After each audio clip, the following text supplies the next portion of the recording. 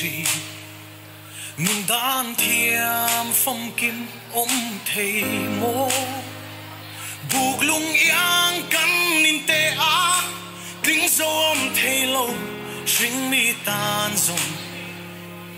mà sẽ hay hi cả xia cross ông mình tìm môi tu cà phê na cả thiam chân na kim ô nào con về tê sinh nun tôi xia hi inun top đi lâu khen tôn xe Krista lâu thil tăng cần bôi bụi hia ato pa xia ăn ngày lô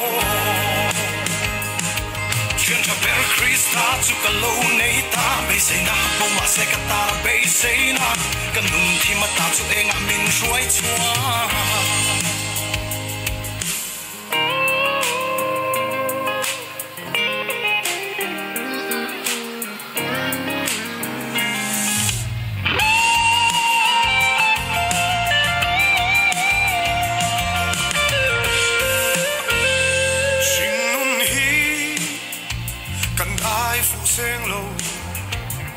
lắm bên lộc thấy xí lâu chú thuyền luôn quý ru mà trao chi nắng lệ cây rong cắn chắc lâu chi mà sẽ xóa ôm mà chẳng dốc cho nắng lệ cây mình sẽ lên chi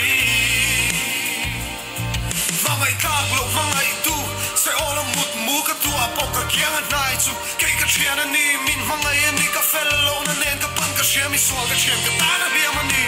hey khi ta mình còn có sọ bún có sẵn lâu mình tiệm các đề nào đốt riêng người cũng có sọ xuống bị bể cũng cái gì ăn xuống mà sẽ Krista thủ các phone nó chín các công chú hơi đến làm mà sẽ ở là xin hey mình không có bộ ca đâu nào thu cái này là quá cụ ta cần đừng là thủ ru cái gì cái tí xa xuống là xuống mà kén với ta kín tai rin pa pa các mang ngày tu in này mình cho Krista